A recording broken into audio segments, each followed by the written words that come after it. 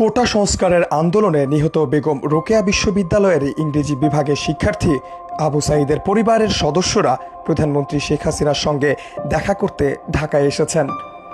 বর্তমানে তারা রাজারবাগ পুলিশ লাইন্সে অবস্থান করছেন বলে নিশ্চিত করেছেন বিশ্ববিদ্যালয়ের প্রক্টর শরীফুল ইসলাম।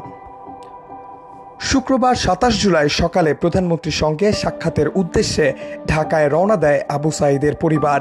বর্তমানে তার পরিবার রাজারবাগ পুলিশ লাইন্সে অবস্থান করছেন।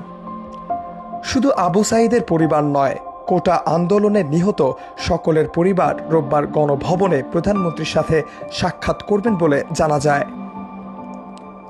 প্রসঙ্গত, গত ১৬ জুলাই কোটা আন্দোলনের সময় পুলিশের গুলিতে নিহত হন বেগম রোকেয়া বিশ্ববিদ্যালয়ের শিক্ষার্থী আবু সাঈদ। তিনি বিশ্ববিদ্যালয়ের ১২তম ব্যাচের ইংরেজি বিভাগের ২০১৯-২০২০ সেশনের শিক্ষার্থী।